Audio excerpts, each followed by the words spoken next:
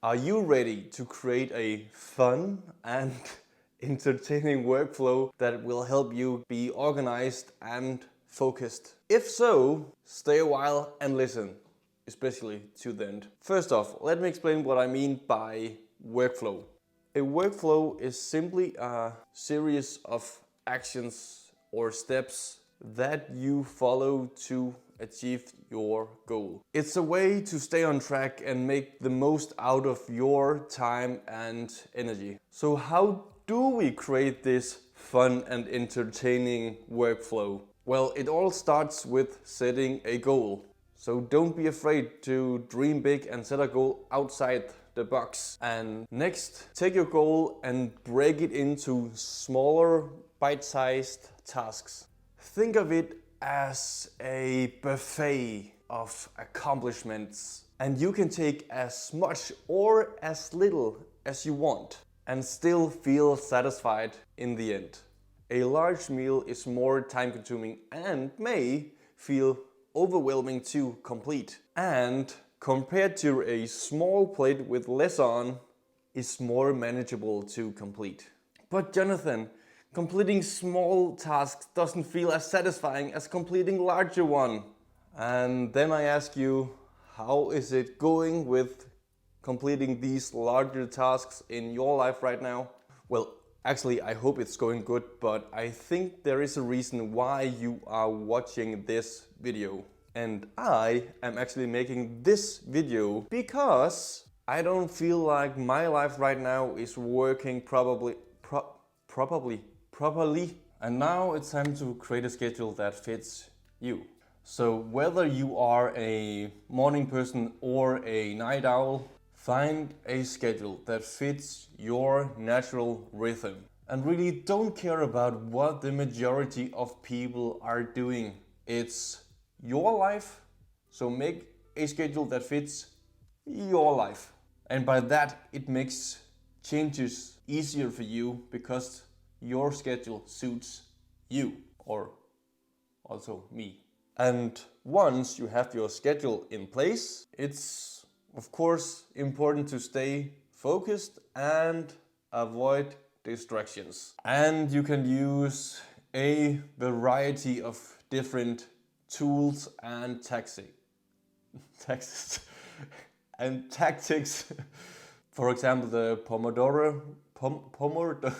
Pomodoro technique, or time blocking, or whatever you have good experiences with. And if you need to, go watch this, let's say this, and this, go watch this video to learn a little bit more about how to minimize distractions. Finally, don't be afraid to review or adjust your workflow, because actually you have to do it on the way. It's a process for changing your life. Think of it as a game. You are constantly leveling up and improving your skills. So don't be afraid to make changes and try new things. Because in games you can't do the same things in the start as you do in the end. You have to find the things that suits you and work best for you. And no one is going to tell or can give you the answers. You have to find them in this game.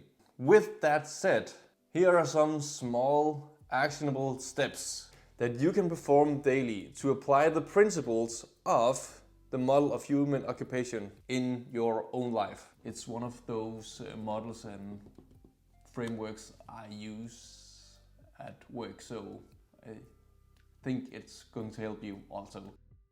Number one, identify your most important occupations / activities. What is the most important things right now for you? Is it work, leisure activities, self-care, or whatever? Write it down. What is the most important things right now? Number 2, for each of your activities, identify what is required to complete or engage in these activities. And for example, cooking, you have to be able to read a recipe. You have to be motivated to try new things and maybe fail. And how you are organizing your workspace so it suits you. And number 3, identify your habit or routine patterns. How do you usually go about to complete these different activities? Are there any way you could probably improve these patterns or remove some patterns that doesn't suit you anymore? Number 4, reflect. Reflect on your performance, your experiences with these activities. What goes well and what goes wrong, and do you enjoy them? And again, reflect on the previous. Are these habits, routines, patterns actually helping you? And I'm afraid I must say this, you actually have to write something down. You have to at least take out some time and actually do something, think about it. I'm just trying to say, you have to put in a little bit of work to actually make a better life for yourself. Maybe you've heard that before. Number 5, after reflecting, identify the areas where you need to improve. For example, where do you actually want to be good? And where do you actually want to spend less time? And maybe you could benefit from actually looking up some tips and tricks or guidelines for improving some of your skills. And I am quite sure YouTube has a lot of answers to your questions.